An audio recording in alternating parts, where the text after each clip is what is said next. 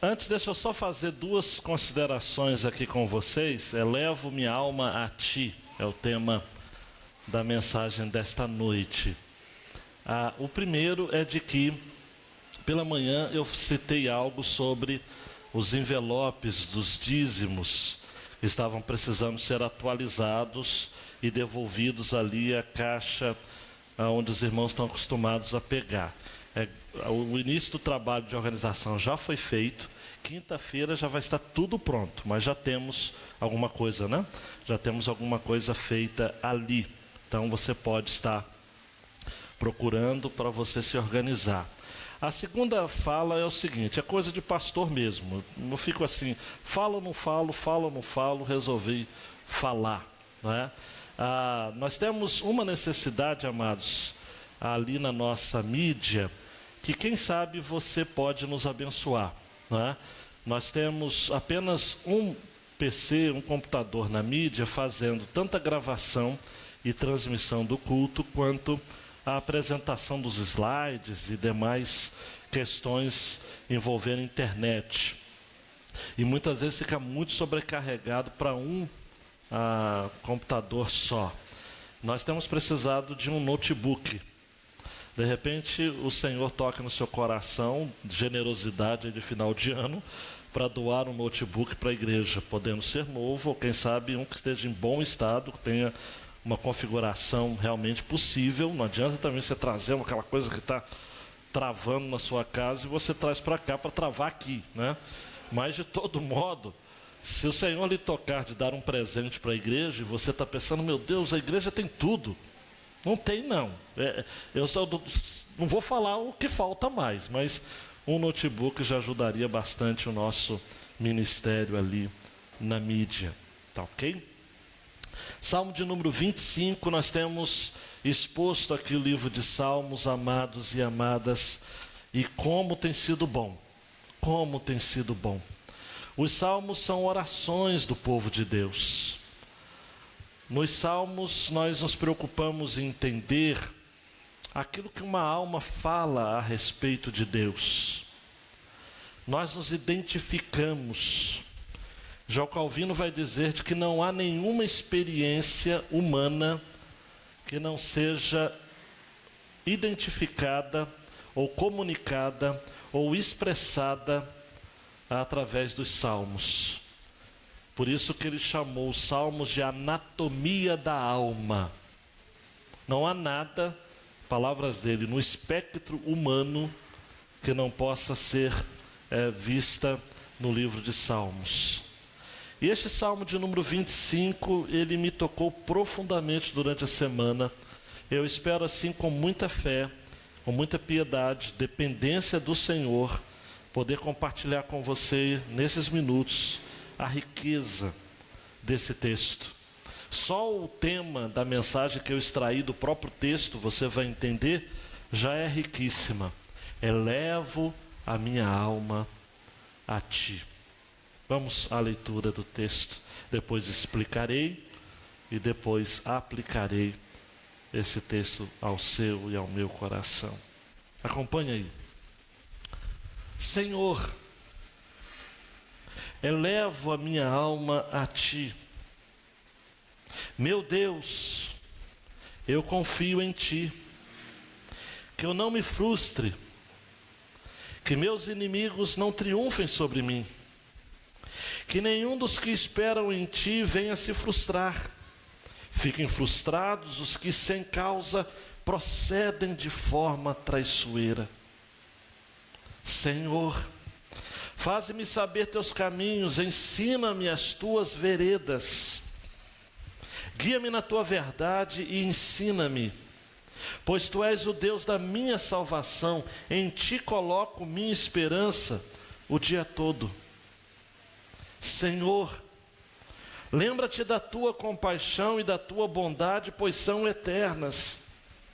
Não te lembres dos pecados da minha mocidade, nem das minhas transgressões, mas, Senhor, lembra-te de mim segundo a tua misericórdia, por causa da tua bondade. O Senhor é bom e justo, por isso ensina o caminho aos pecadores. Guia os humildes na justiça e lhes ensina seu caminho. Todos os caminhos do Senhor são misericórdia e verdade para os que guardam sua aliança e seus testemunhos. Senhor, por amor do teu nome, perdoa meu pecado, pois ele é grande. Quem é o homem que teme o Senhor? O Senhor lhe ensinará o caminho que deve escolher. Ele viverá em prosperidade, a sua descendência herdará a terra. O conselho do Senhor é para os que o temem, e ele lhes dá a conhecer a sua aliança. Meus olhos estão sempre atentos ao Senhor, pois ele tirará meus pés da armadilha. Olha para mim e tem misericórdia de mim, pois estou desamparado e aflito. Alivia as tribulações do meu coração, livra-me das minhas angústias, atenta para a minha dor e aflição, perdoa todos os meus pecados. Olha para meus inimigos, porque são muitos e me odeiam com ódio cruel. Protege minha vida e livra-me, que eu não me frustre, porque em ti me refugio. A integridade e a retidão me protejam, pois espero em ti. Ó Deus, redime Israel de todas as suas angústias. Deus, nós fazemos e tornamos-nos nossa esta oração. Ajuda-nos a entender esse texto e aplica ao nosso coração, que não sejamos mais os mesmos de quando entramos neste lugar. Ser com aqueles que estão acompanhando na internet, talvez em seus afazeres, quem sabe em algum leito de hospital. Almas aflitas estão ouvindo a tua palavra. E uma alma aflita está compartilhando a tua palavra. Por favor, Deus, fale ao nosso coração, no nome de Jesus. Amém e amém. Eleva a minha alma a ti.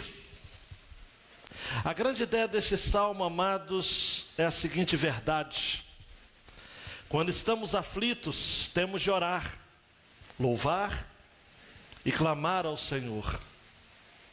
Nossa sobrevivência depende da nossa comunhão com o Senhor. Este salmo é um salmo muito curioso. Na tradução em português, obviamente, a gente não percebe isso. Mas da mesma forma do Salmo 34, do Salmo 119 também, este salmo é no formato de acróstico, onde cada frase começa com uma letra do alfabeto, obviamente, hebraico. Dá a ideia de uma peça literária muito bem feita.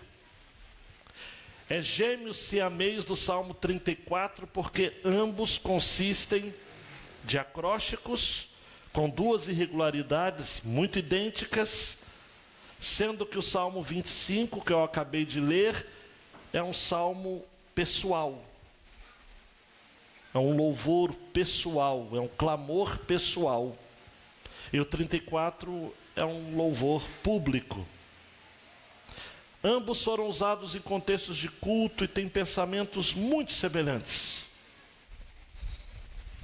Fica difícil cravar uma circunstância histórica na vida de Davi em que ele poderia ter escrito esse texto. Mas me parece, amados, de que pelo fato de ser um acróstico, uma peça literária, ninguém compõe um acróstico de uma hora para outra, mesmo um gênio como Davi. Eu tenho para mim de que ele passou uma crise e depois da crise, refletindo sobre a crise, ele disse: o Senhor esteve comigo. Este salmo tem uma estrutura muito simples. Trata-se de uma oração, os versos 1 a 7, em que Davi fala com Deus em oração, fala com Deus. 8 a 15 é um louvor em que ele fala de Deus. Você vai perceber depois, lendo novamente, como que isso é claro. E depois ele retoma no 16 a 22, fazendo uma outra oração. Mas eu chamo de clamor, porque é uma oração mais assim, como eu diria, mais intensa. Bem mais intensa. Calvino vai dizer que esse salmo consiste de meditações mescladas de oração. Ele se utiliza de uma meditação para se estimular e reforçar a sua confiança em Deus. Essa palavra é chave, confiança. Ele ora, amados, para se desvencilhar das fascinações deste mundo, das distrações deste mundo. Por isso que ele diz logo de início: Senhor, eleva minha alma a Ti. Olhe para mim, são muitos momentos de crises em que nós precisamos orar, louvar e clamar. E nós o fazemos muito no meio do turbilhão. Eu confesso e admito e reconheço de que nem sempre dá para a gente sair do ambiente de trabalho, sair do ambiente de casa, para poder olhar de fora. Se fosse possível, imagine comigo, isso é coisa de imaginação. Se pudéssemos sair do nosso corpo, sair da nossa casa e olhar para a nossa situação de fora, nós iríamos ver as coisas melhores. Mas apaga tudo, isso não existe. Mas a gente pode elevar a nossa alma. Senhor, eleva a minha alma a Ti. Como se Davi estivesse dizendo: Senhor, eu vou dar um salto. Eu vou elevar o meu ser a Ti, como diz uma outra versão. E vou orar. E quando você começa a orar, dá vontade de louvar. E quase sempre a métrica, a estrutura é essa mesmo: oração, louvor e clamor. Porque a gente termina quase sempre esses momentos em clamor, em lágrimas. Não sei quanto a você. E a gente clama. Vamos perceber essa estrutura no Salmo, novamente? Primeiro, João, como é necessário orar ao Senhor. A oração começa: Senhor, eleva minha alma a Ti. Não sabemos qual era a situação, já disse, mas fica claro, amados, e o R. Wisby vai estar dizendo que Davi está com medo de morrer, porque ele fala de meus inimigos o tempo todo. Ele está com medo de morrer. Mais do que isso, Davi está com medo de fracassar e envergonhar o nome de Deus. E ele vai dizer isso no versículo 2: Meu Deus, eu confio em Ti, que eu não me frustre, que os meus inimigos não triunfem sobre mim. Deus, eu não posso, não me deixa eu ficar frustrado, Senhor. Eu levanto a minha alma, eu desejo, o verbo levantar aqui no original é desejar, é anelar. E outra coisa, eu estou falando para o Senhor, porque o Senhor é o meu Deus. Só no livro de Salmos, 75 vezes Deus é chamado de meu Deus. Não me parece ser uma coincidência. Só nos salmos anteriores, você vai se lembrar da exposição, o Salmo 22, ele vai chamar duas vezes. Versículo 1, Deus meu, por que me desamparaste? Versículo 2, Deus meu, eu clamo de dia e Tu não me ouves, de noite não tenho sossego. É interessante, amados, eu gosto muito de pensar nisso. Mesmo quando ele reclama que Deus aparentemente o está abandonando, mesmo quando ele reclama que aparentemente Deus não está lhe ouvindo, ele ousa a chamá-lo de meu Deus. E isso me faz lembrar um título de um livro de uma irmã convertida do islamismo. E dentre todos os 99 títulos de Deus para o Islã, não existe um título que é muito próprio do cristianismo, que é Pai. Você não verá nenhum muçulmano chamando Deus de Pai, porque Pai é o nome cristão de Deus. E essa senhora convertida escreveu um livro chamado Atrevi-me a lhe chamar de Pai. O salmista aqui, amados e amadas, a despeito de tudo, chama Deus de meu Deus. Eu confio em Ti. que eu não me frustre. Ele está dizendo: Senhor, eu estou com medo, meus inimigos estão no meu encalço, que eles não triunfem sobre mim. Versículo 3: que nenhum dos que esperam em ti venha a se frustrar. Fiquem frustrados os que sem causa procederam ou procedem de forma traiçoeira.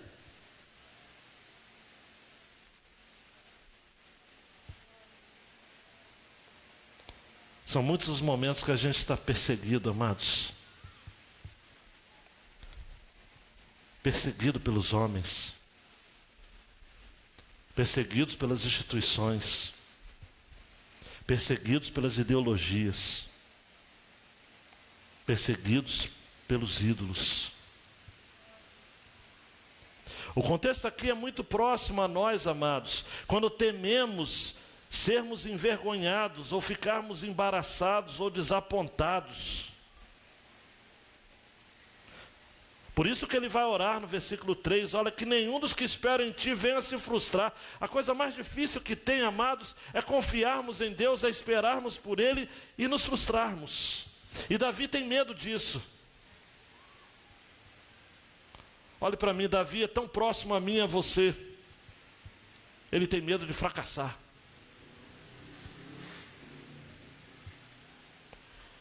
Ele tem medo de estar fora da vontade de Deus. Ele tem medo de ouvir demais a voz do coração. Ele tem medo de não entender claramente qual é o ponto que Deus quer mostrar para a gente.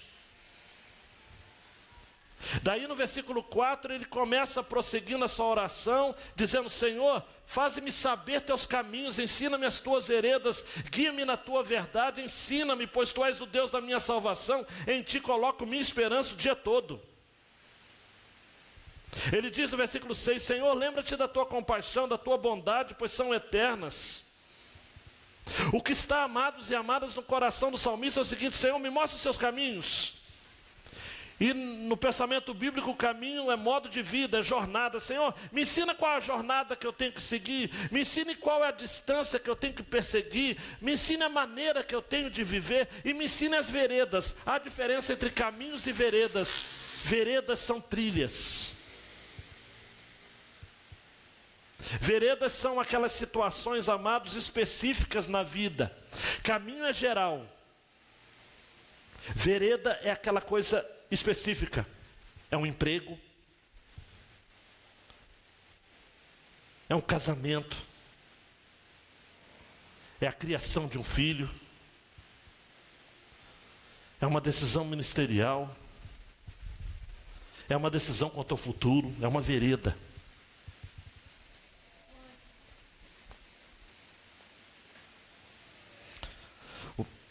No Salmo 5:8, o salmista vai dizer: Senhor, guia-me na tua justiça por causa dos meus inimigos, endireita diante de mim o teu caminho.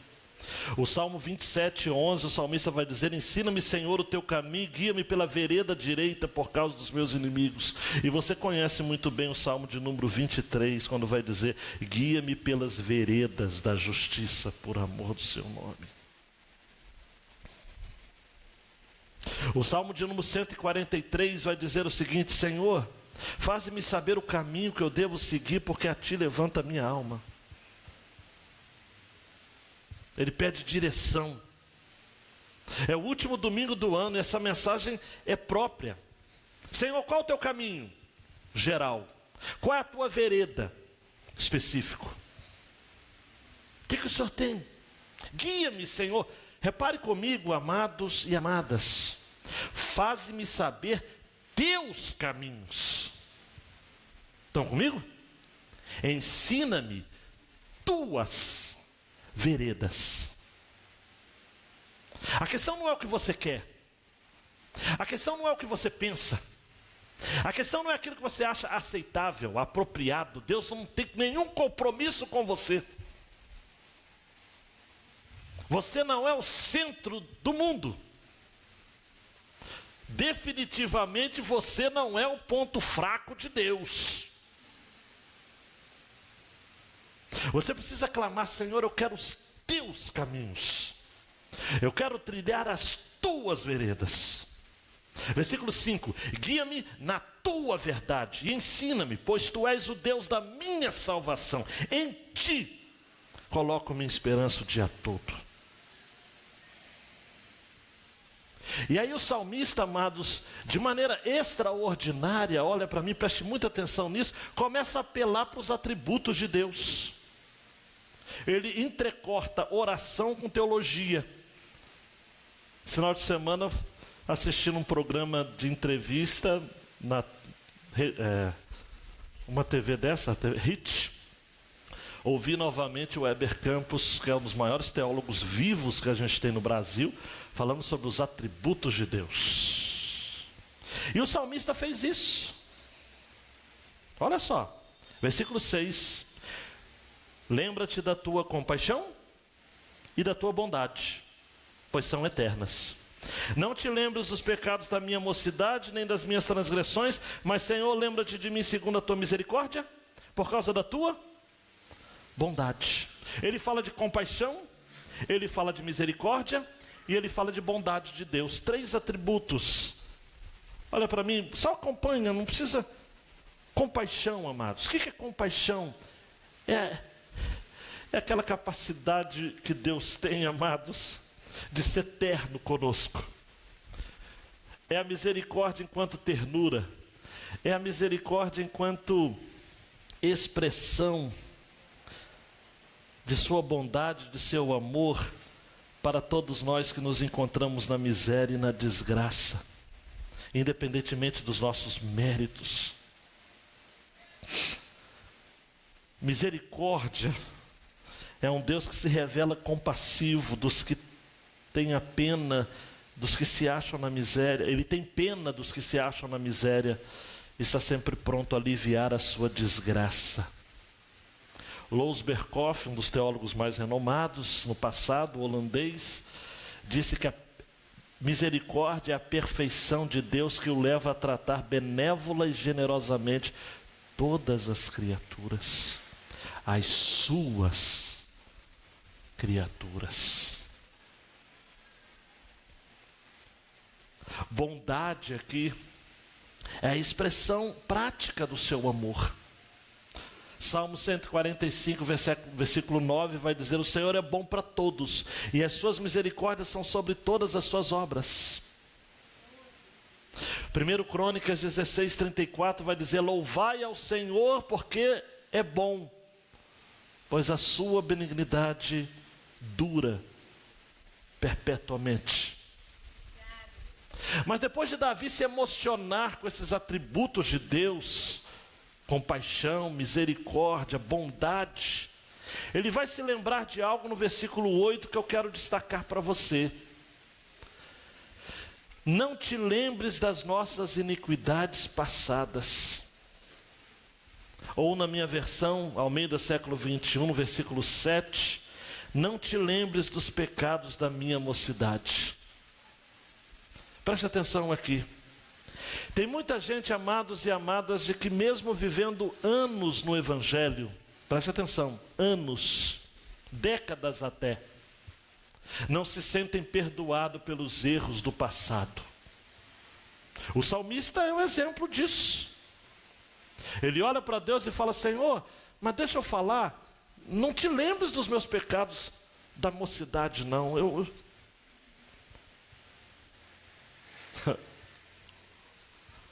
Nesta oração, amados e amadas, Davi embute aqui um clamor específico, porque o passado atormenta o presente. E muitas vezes confunde-nos em nossa visão do futuro. Eu disse isso essa semana a alguém. Muitas vezes quando vamos andando em frente, o nosso passado está diante de nós. Mas nesta noite nós aprendemos com Davi que podemos orar para Deus dizendo: Senhor, não te lembres dos pecados da minha mocidade, nem das minhas transgressões. Senhor, lembra-te segundo a tua misericórdia, por causa da tua bondade. Isto é, Senhor, quando for lembrar de algo que eu fiz, Senhor, encharque essa lembrança com misericórdia, porque senão eu não vou me manter de pé. Porque Jeremias vai dizer mais tarde que as misericórdias do Senhor são a causa de não sermos consumidos, porque as suas misericórdias não têm fim. Isaías vai dizer no capítulo 38, versículo 17, dizendo o seguinte: Senhor, a ti agradou livrar a minha alma da cova da corrupção, porque lançaste para trás das tuas costas todos os meus pecados. Essa é a convicção que temos. O passado não pode nos perturbar mais. Não somos mais escravos daquilo que fizemos na nossa mocidade. Temos pecados, amados, guardados e agasalhados muitas vezes, de coisas que nos arrependemos, de coisas que nos envergonhamos.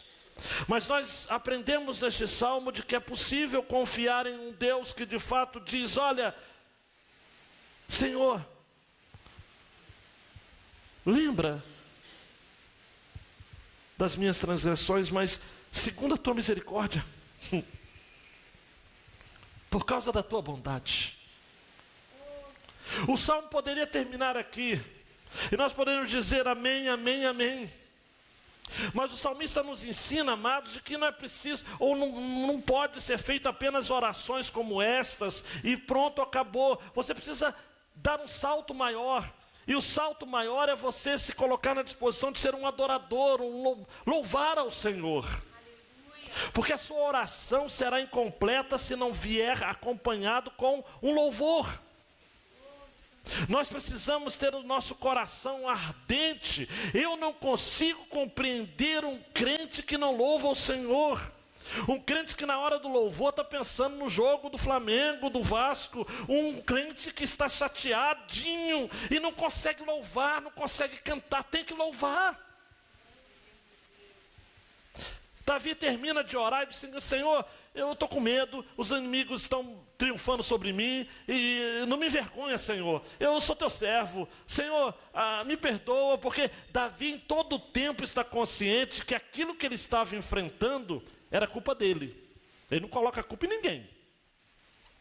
Você vê no Salmo 25, dizendo: Senhor, os meus inimigos estão sobre mim porque é a mulher que tu me deste, é o meu filho Absalão.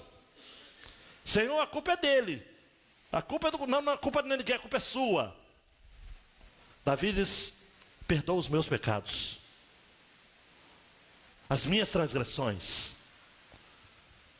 Eu não peco porque a sociedade peca. Eu peco porque a minha natureza é pecar. Eu sou mau. Eu sou ruim mesmo. Daí agora sim, João Marcos, como é necessário louvar ao Senhor.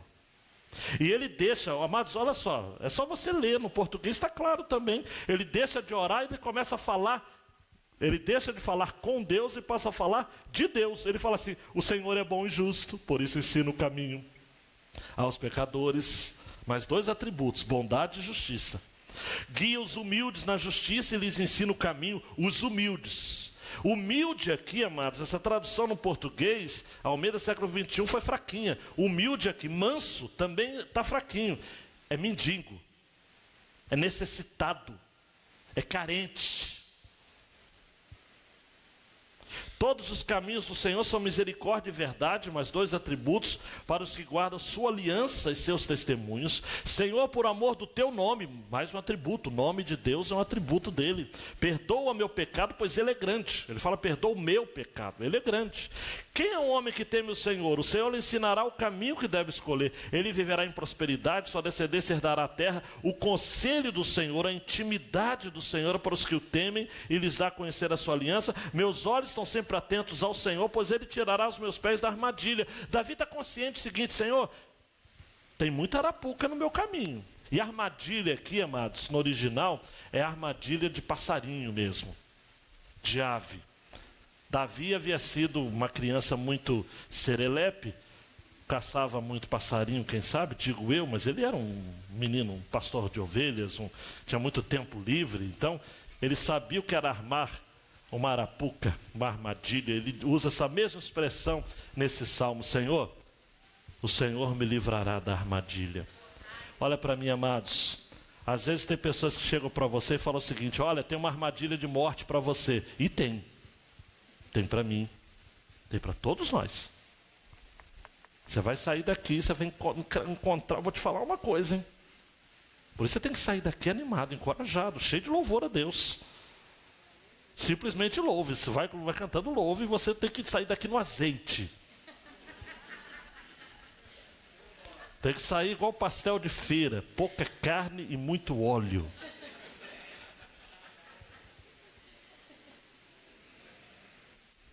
Porque senão o Dani não aguenta. Você está fraquinho por causa disso, é muito óleo.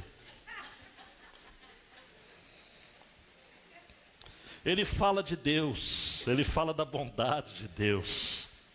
Ele fala da justiça de Deus. Outra curiosidade, no livro de Salmos, 83 vezes fala da justiça de Deus. É à toa? Eu acho que não. Justiça de Deus. O que é justiça, amados? Justiça é andar conforme um padrão. Salmo 119, 137, diz: justo és, ó Senhor, retos são os teus juízos. Salmo 145, 17, justo é o Senhor em todos os seus caminhos e santo em todas as tuas obras. Por isso que quando o salmista vai falar nessa segunda porção, ele vai usar 4 vezes a expressão caminho ou caminhos, porque o salmista está preocupado com a ideia dos caminhos. Tanto é que ele vai dizer, amado, no versículo 9, guia os humildes na justiça. Versículo 8, o Senhor é bom e justo, por isso ensina o caminho aos pecadores, guia os humildes na justiça e lhes ensina seu caminho. Todos os caminhos do Senhor são misericórdia e verdade. Por que essa ideia de caminho? Do caminho, não é um caminho, é do caminho. É o caminho que o Senhor tem para você. Amados e amadas, repito, nós precisamos entender o seguinte: Senhor, qual o caminho? Qual a direção? O caminho do Senhor tem que ser ensinado pelo Senhor. A televisão não vai ensinar. A escola não vai ensinar o caminho. É interessante que Salomão disse: instrui o menino no caminho que deve andar. Aí os pais falam o seguinte: eu estou ensinando no caminho da igreja. Nada a ver, você não entendeu nada. O caminho é o caminho de Deus para o filho, para a filha. Você não pode dar um passo sequer se Deus não definir qual vai ser o caminho que você deve trilhar na vida. Aí você deve estar pensando: mas pastor, eu já sei o caminho. Não, não sabe não. O caminho é o Senhor. Jesus disse em João 14,6, eu sou o caminho. Aleluia. Você tem que ter vida com Deus, meu querido. Tem que ter vida com Deus. Você tem que ter intimidade com o Senhor. Você tem que confessar seus pecados. Diz o versículo 11, Senhor, por amor do teu nome, perdoa o meu pecado, pois ele é grande.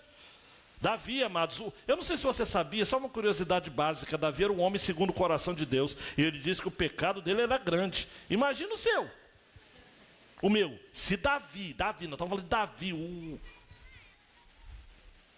enxerga aí.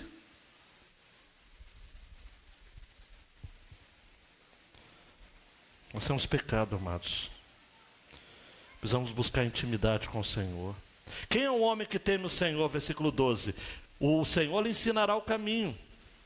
Ele viverá em prosperidade, a sua descendência herdará a terra.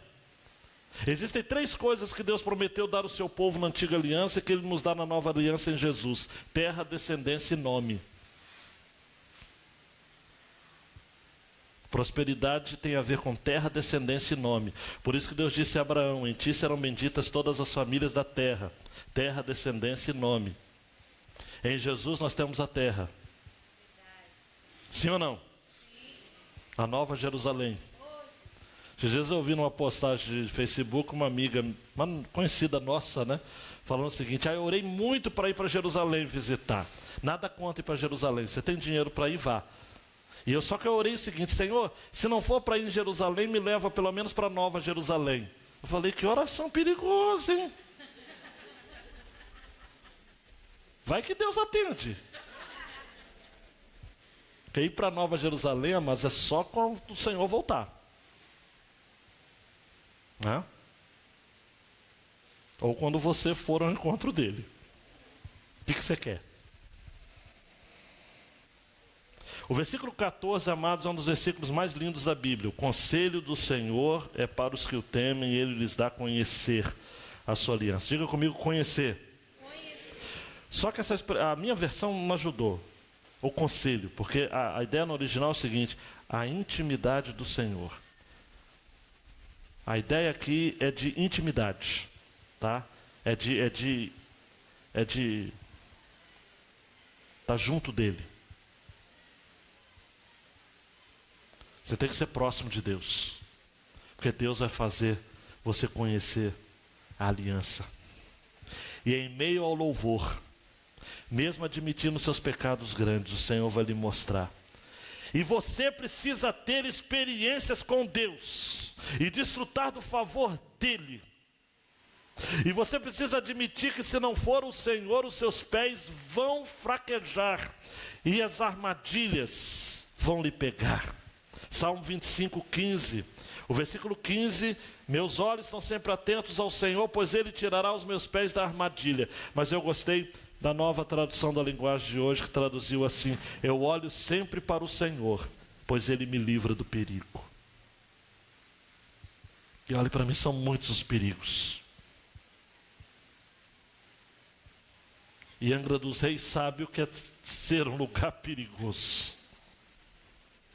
Já foi o tempo que a gente podia sair e dizer o seguinte: caramba, que cidade tranquila. Mas Deus está mandando dizer para você: sou eu que cuido de você. Eu vou te livrar dos perigos.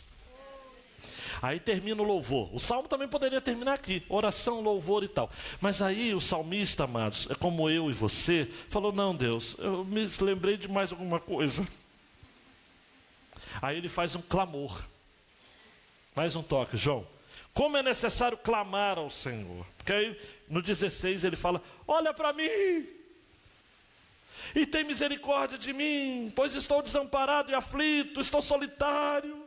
Alivia as tribulações do meu coração, livra-me das minhas angústias. Não é um clamor, ele fala até de angústia, amados. Atenta para minha dor, minha aflição, perdoa todos os meus pecados. Ele falou no versículo 11 que o pecado dele, perdoa o meu pecado, usou singular. Aqui ele já falou: Deus, não é singular nada, é plural, perdoa todos os meus pecados. Olha para os meus inimigos, porque são muitos. Davi, amados, não tinha mania de perseguição. Ele não era um cara bipolar, um esquizofrênico da vida. Ele tinha muitos inimigos mesmo, gente.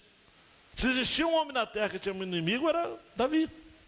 Ele disse: Senhor, são muitos, eles me odeiam com ódio cruel. Protege minha vida, livra-me, que eu não me frustre, Senhor, porque em ti me refugio. Em outras palavras, Davi, mas estou falando de Davi. O grande Davi está dizendo: eu estou com medo. Você já chegou para Deus e falou: eu estou com medo? Já chegou? Davi chegou. Eu estou morrendo de medo. Só que, Senhor, a integridade e a retidão me protejam. Senhor, me mantenha íntegro e reto, pois eu espero em ti. E aí ele termina o salmo dizendo o seguinte: ó Deus, faz o seguinte, já que eu já estou falando contigo mesmo, não redime só a mim não, redime Israel, redime a igreja toda, todos os seus, de todas as suas angústias. E aí Davi, sem saber, orou por mim e orou por você.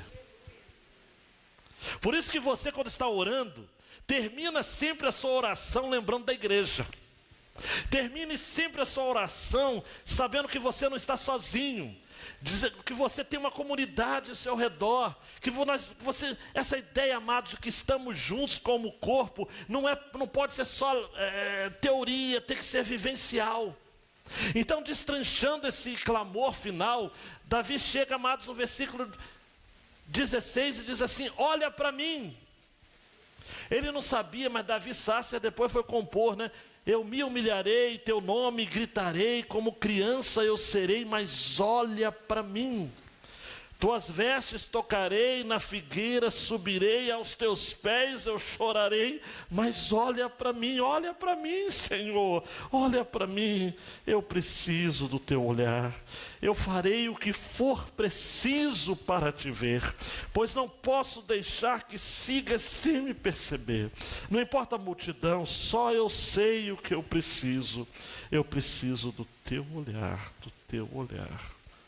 Do teu olhar. Ele fala, olha para mim. Repara comigo os verbos que ele usa. Versículo 16, olha para mim e tem misericórdia de mim. Versículo 17, alivia as tribulações do meu coração, livra-me das minhas angústias. Versículo 18, atenta para a minha dor. Isso é, olha para a minha dor, considera a minha dor e a minha aflição, perdoa os meus pecados. Versículo 19, olha para meus inimigos, eles são muitos. Versículo 20, protege a minha vida, livra-me, Senhor, por favor. Volta o teu olhar para mim. Davi, amados, Davi, amadas, está se sentindo sozinho, desolado, destituído de todo auxílio. Ele está sozinho. Revista Atualizada traduziu assim o versículo 16, porque estou sozinho e aflito. E aí eu tenho um palpite do contexto desse salmo. Se não for esse, depois não vão perguntar para Davi lá no céu. Eu tenho para mim que foi na fuga de Absalão, quando seu filho lhe roubou o trono. E ele passou a ser traído pelos seus homens de confiança. Porque muita gente que estava do lado dele se voltou contra ele. Porque tem gente que é assim, amados, aproveita uma crise para poder estocar, atacar o líder. Muita gente se voltou. O sogro dele se voltou contra ele, Aitofel. Gente de confiança dele se voltou contra ele. Olha para mim, é assim que acontece. Davi se sente sozinho, mas ele sabe que ele pode contar com o Senhor. Olha para mim. Ser traído você será. Frustrado, vez por outra você se sentirá. Mas Deus jamais desampara você. Quer receber uma palavra de Deus nessa noite? Mais uma? Salmo 34, 19. Muitas são as aflições do justo, mas o Senhor o livra de todas. O salmista fala de minhas angústias. Ele termina falando das angústias de todo Israel. Há um cerco dos inimigos perseguindo a Davi. Mas Davi, amados, me perdoe uma expressão muito popular aqui, aposta todas as suas fichas no Senhor. Davi não se garante.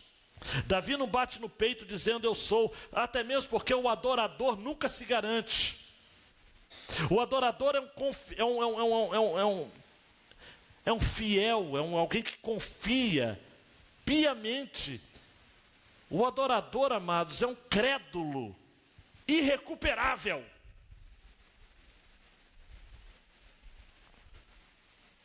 O adorador é um crente que só Deus pode explicar.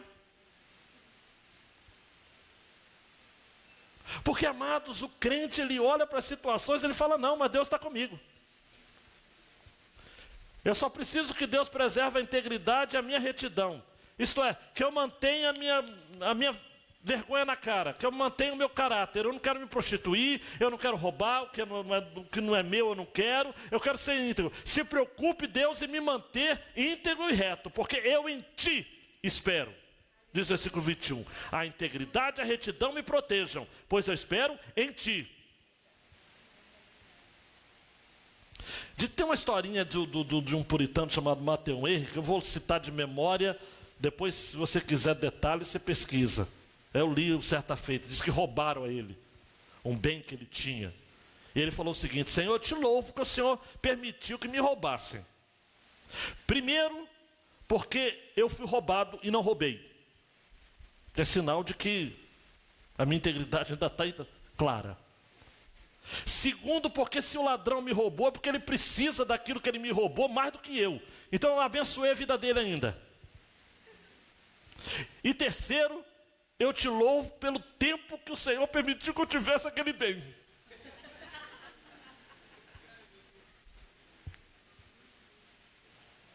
É isso. Amados, olha para mim, o que a gente tem a não ser integridade e retidão, que é o Senhor que mantém? O Eugene Peterson terminou o salmo assim, traduziu assim: Senhor, livra esse povo dessa maré de desgosto, né? É muita coisa ruim acontecendo. Thomas Tronco vai dizer de que estes salmos são clamores de um homem falho que serve a um Deus magnífico, santo e soberano. Não há ordens, não há orgulho, não há bravatas. Só tem humildade, submissão, dependência, confiança e desejo de andar com o Senhor. Diga: Deus, eu quero orar desse jeito. Como é necessário orar, como é necessário louvar e como é necessário clamar. Aplicações finais aí para a gente ir para casa com o coração queimando. 2 cliques aí, meu filhão. Enquanto você estiver confiando em homens, jamais será uma experiência sublime com a providência divina a seu favor. Enquanto você estiver confiando em homens, em sistemas aí, modelos, ideologias, você nunca vai ter experiência com Deus. O Deus da providente, ele entra em ação quando você não tem nada. Ah, pastor, mas cita um verso da Bíblia para fortalecer isso daí. Isaías 26, 3. Tu conservarás em paz aquele cuja mente está firme em ti, porque confia em ti. O Senhor vai fazer você descansar e ter experiências com Ele quando você confiar apenas nele. Não tem como você confiar em alguma outra coisa a mais. Um dia um capelão do meu período de seminário, foi um período curto que ele ficou lá, mas ele ensinou um curso, uma pregação, tinha uma frase dele muito interessante. Ele dizia o seguinte: muita gente ora e quando a coisa acontece, ele fala o seguinte: caramba, que coincidência, eu orei ontem e aconteceu hoje. Caramba, que coincidência. Caramba, que coincidência. Tem gente doida, né? E aí esse meu capelão falou o seguinte: pare de orar e as coincidências também vão parar de acontecer. Olha para mim, amado, olha para mim, amada. Você precisa orar. Nós precisamos confiar mais em Deus. Confiar. O Micaelis traduz confiança como atrevimento ou ousadia.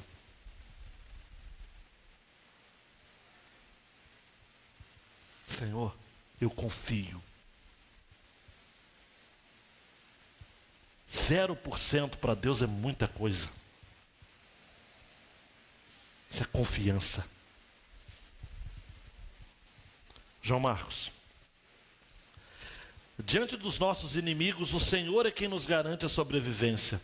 Em outras palavras, nossa sanidade em meio à guerra só nos alcança quando temos o Senhor como nosso guia. O caminho, amados, não é mostrado por um sonho. Deus até pode usar sonhos, tá? Mas Ele vai revelar algo no seu coração. O caminho é esse. A vereda é essa.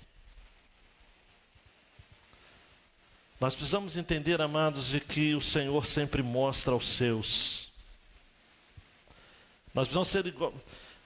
Essa questão de ovelha, né? O Salmo 23 eu falei muito sobre a questão de ovelha, né?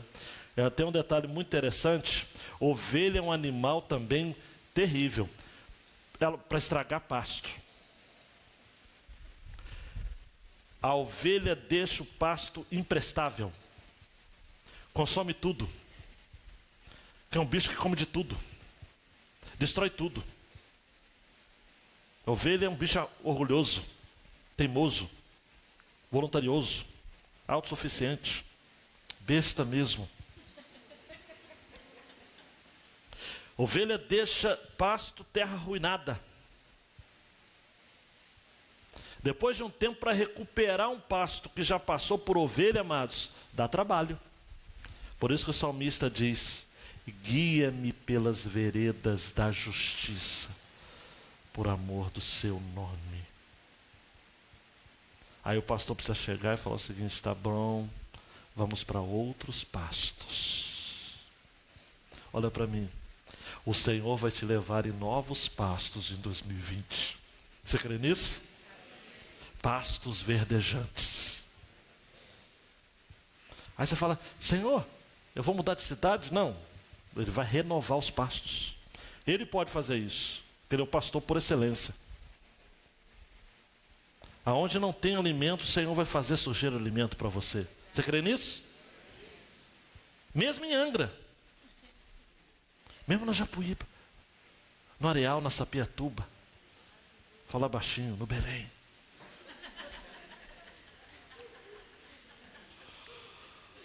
Verdes pastos.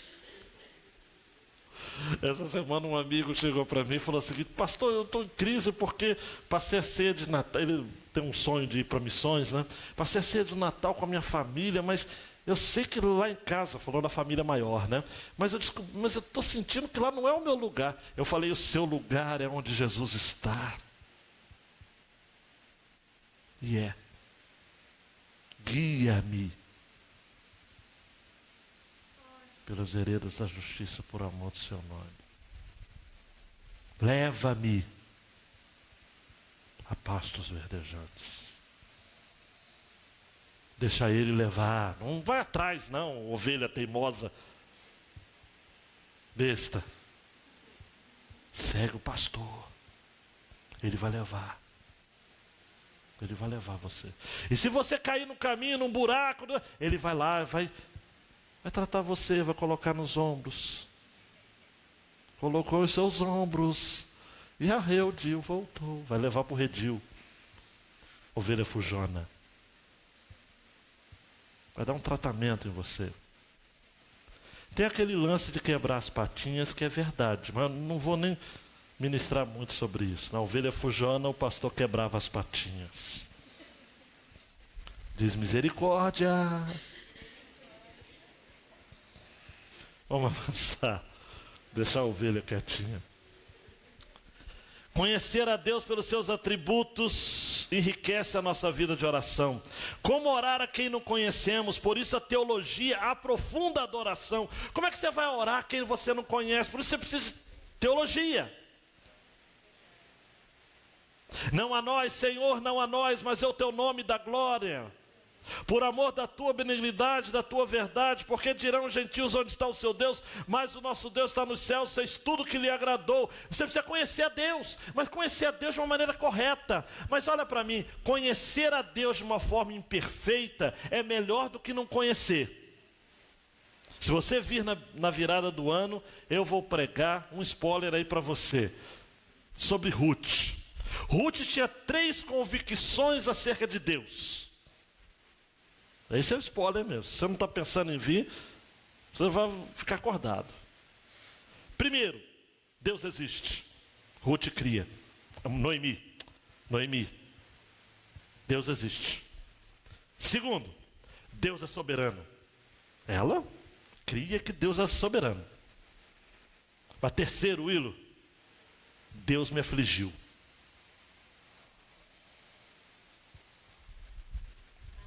Deus me fez amarga.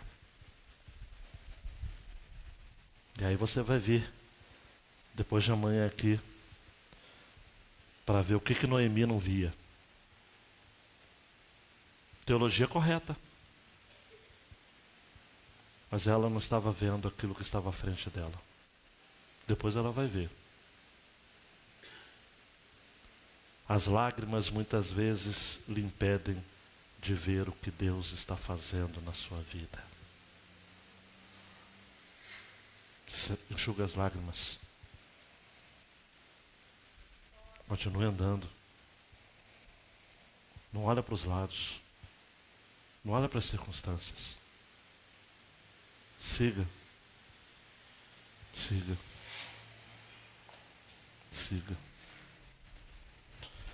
Deus tem uma aliança estabelecida com os homens e ela possui um fiador. Essa questão de aliança tem um fiador, né? Só que o fiador é Jesus, né? Há uma relação, não quero ser chato com as palavras, né? Confiança, fiador e aliança. Fiador é aquele que se responsabiliza pelo pagamento de uma outra pessoa. E Jesus é um fiador. Hebreus 7:22 vai dizer: de tanto melhor pacto, Jesus foi feito fiador. Por fim, neste novo ano, não deixe de orar, louvar e clamar.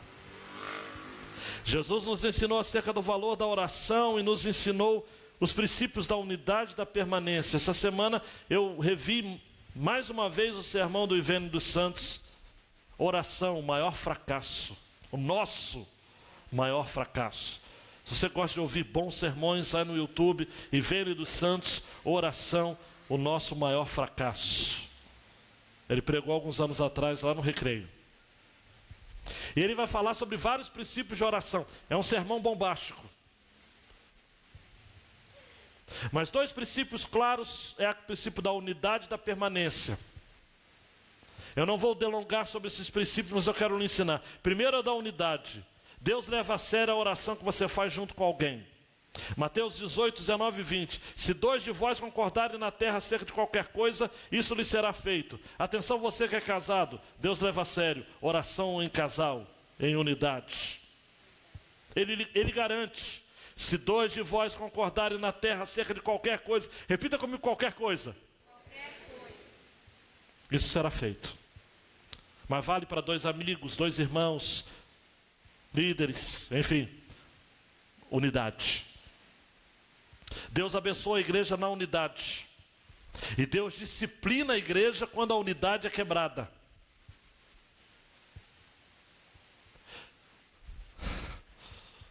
Deus leva tanto a sério a questão da unidade, que quando ele viu que os homens estavam unidos num propósito de construir uma torre que chegaria ao topo dos céus, em Gênesis 11, ele desceu e falou o seguinte: vou parar com essa bagunça. Porque senão, lê o texto lá depois em casa. O texto de Gênesis 11 diz o seguinte: desçamos e confundamos a língua daqueles homens, porque se eles conseguirem fazer isso, não terá impedimento para tudo mais o que eles intentarem fazer. Porque Deus falou o seguinte: olha, unidade é coisa séria, tanto para o bem, quanto para o mal. E o segundo princípio, Jane, é o princípio da constância, ou da permanência. João 15, 7 e 8. Se vós estiverdes em mim, as minhas palavras estiverem em vós, pedireis o que quiseres e vos será feito. Isto é, tem que insistir. Não adianta a gente orar uma vez. Tem coisa que Deus atende porque a gente ora só uma vez, mas tem coisa que você vai ter que orar muito, cara. E permanecer. Sabe por que a gente precisa ter vida com Deus? Por conta disso.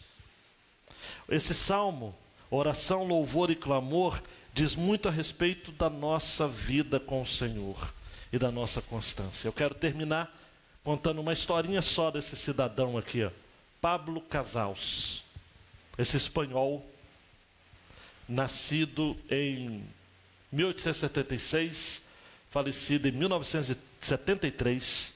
Esse cidadão foi um músico de primeiríssima qualidade. Ele era espanhol, mas ele era catalão, isto é, da Catalunha. Foi um militante político também, junto com a música, contra a ditadura de Franco, né? Lutou, defendendo valores da liberdade. Viveu muito esse homem. Morreu com 97 anos. Com 95 anos, pastor Léo, um jovem repórter perguntou para ele: Senhor Casals, você tem 95 anos, é o melhor violoncelista que já existiu. Jovem é petulante, né, Maísa? Olha o que o jovem teve coragem de perguntar para esse cidadão: por que você ainda pratica 6 horas por dia? E sabe o que Pablo Casals respondeu? Porque eu penso que eu estou progredindo. Viu, Rodrigo? Estou progredindo. Olha para mim, meu querido e minha querida. Talvez você já tenha vivido muitas experiências com Deus. Talvez você já seja crente de 5, 10, 15, 20, 30, 40 anos. E se alguém perguntar para você, então por que você ora ainda? Por que você lê a Bíblia ainda? Rapaz, para com isso, você já era para você escolher, ou vem no culto da manhã, ou vem no culto da noite. Por que você vem tanto na igreja? Por que você lê a Bíblia? Já sabe de tudo.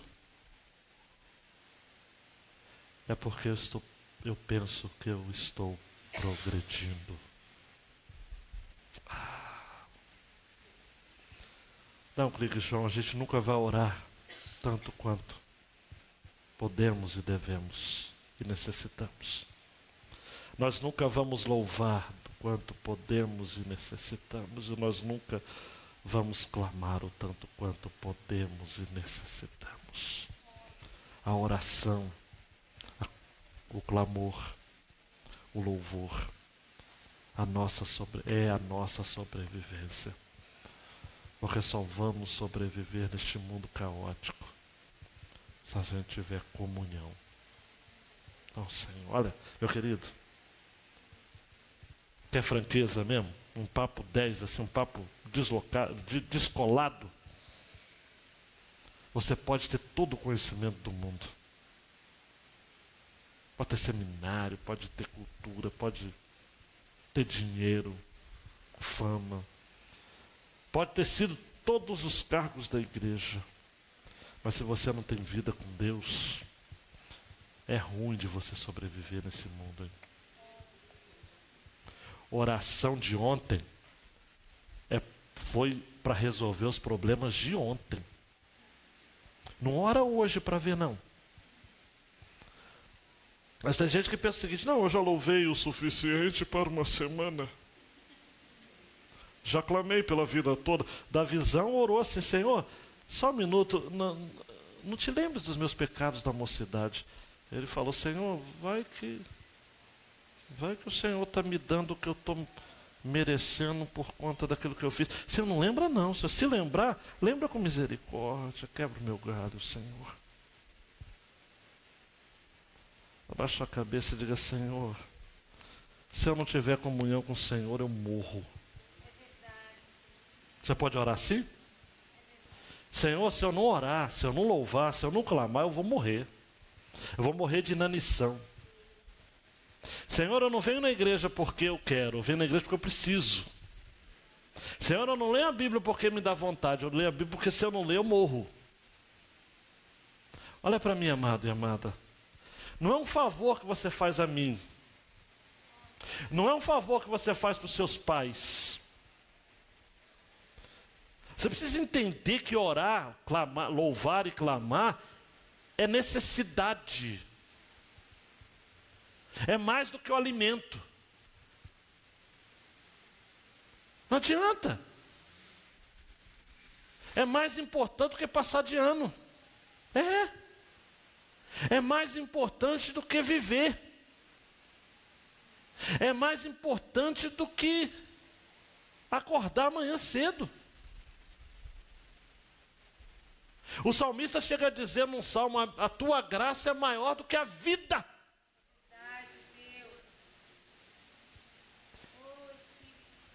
Quer ver seus filhos crescerem, isso é importante, mas tenha vida com Deus. É o mais importante, amados.